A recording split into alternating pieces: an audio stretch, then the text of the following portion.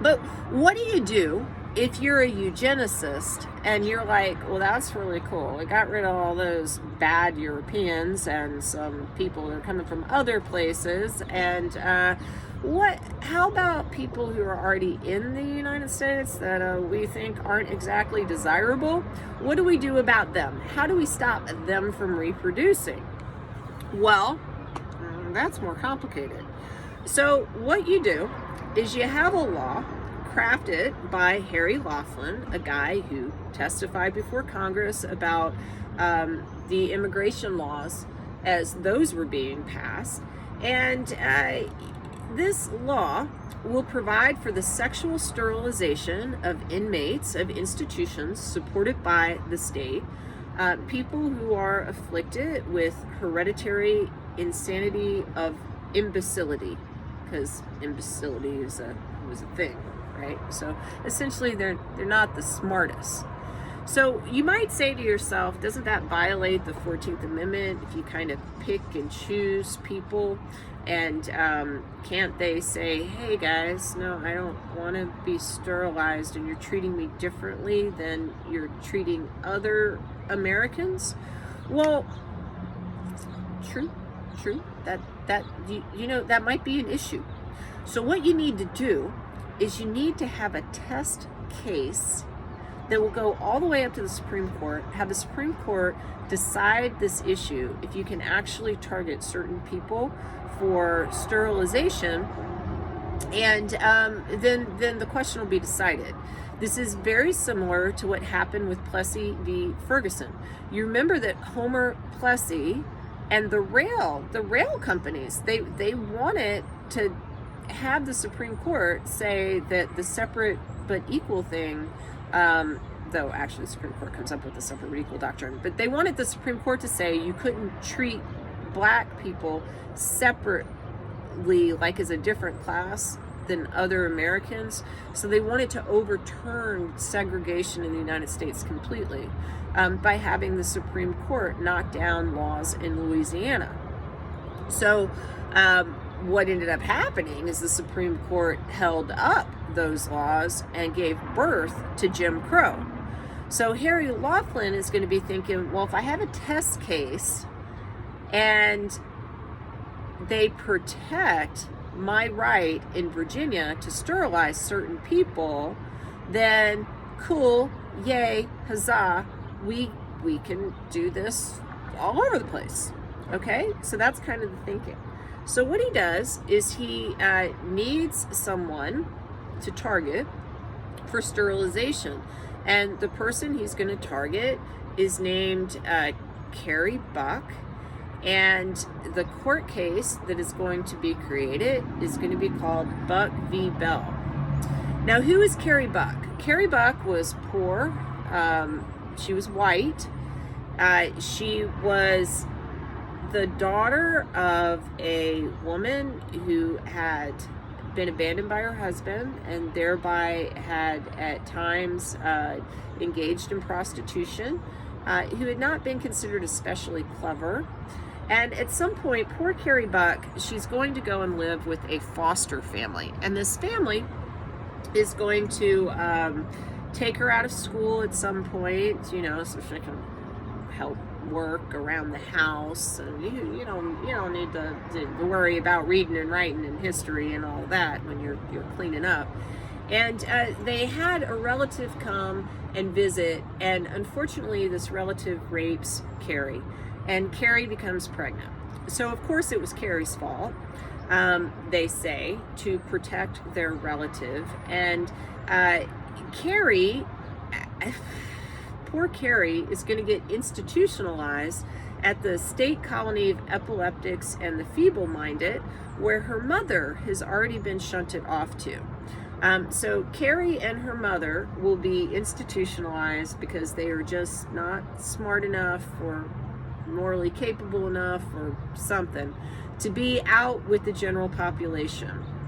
And Carrie will give birth to her daughter Vivian in this facility.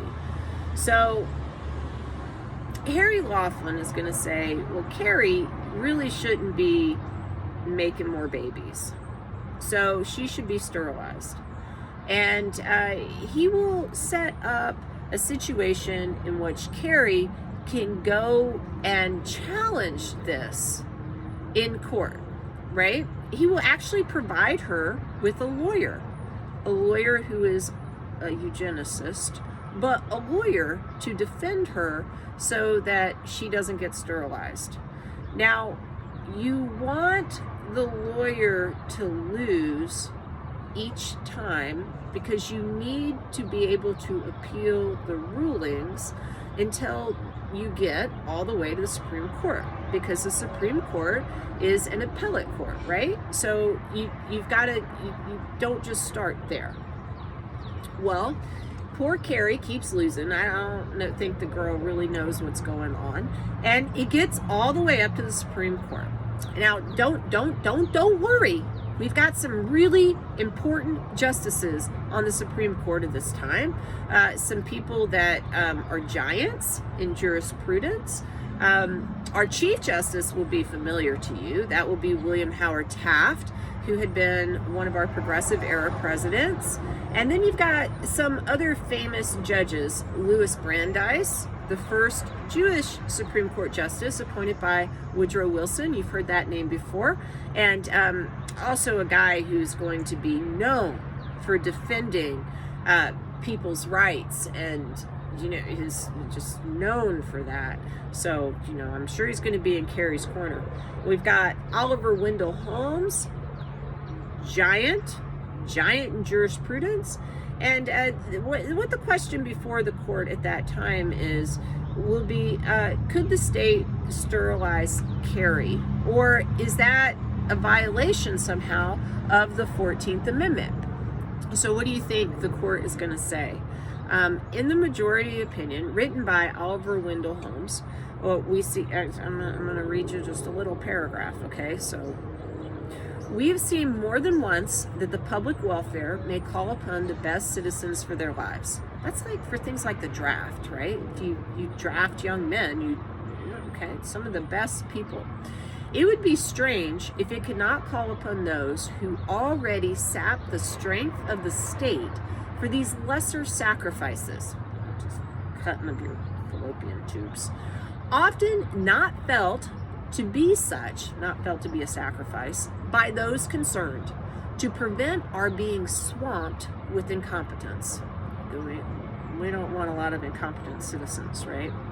It is better for all the world if instead of waiting to execute degenerate offspring for crime, are to let them starve for their imbecility, society can prevent those who are manifestly unfit from continuing their kind. The principle that sustains compulsory vaccination is broad enough to cover cutting fallopian tubes. And here's the big one. I'm going to skip a little bit of wordage and get to the money line. That is, 3 generations of imbeciles are enough. 3 generations of imbeciles are enough. So, needless to say, Carrie Buck is going to be sterilized. Buck v. Bell is going to be a case that will be used to justify the sterilization of many American citizens. It has one dissent, a guy named Pierce Butler. But unfortunately, Pierce Butler doesn't say why he dissents. Some people have thought that it's because of his religion, but he doesn't really tell us, so we don't know. Harry Laughlin wins. Harry Laughlin, by the way, was awarded an honorary doctorate from Heidelberg University in 1936. And Buck v. Bell is going to be used as a defense during the Nuremberg trials of some of the really gnarly things that the Nazis are going to do in the 1930s. Buck v. Bell's never been overturned by the courts.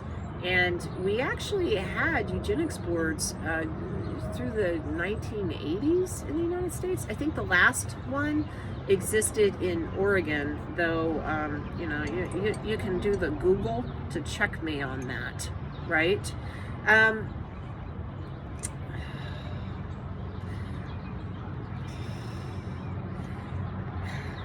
Why do you think we don't really talk about these things or remember them?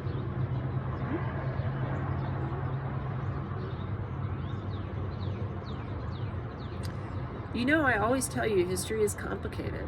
It is complicated. So you need to understand the context of the time, but you need to learn. You should learn. You should learn from what we've done in the past so we can not do that. All right. Hopefully this lecture wasn't too incredibly long. I know it was longer than normal, or what I intend to be little TikToks. See you later.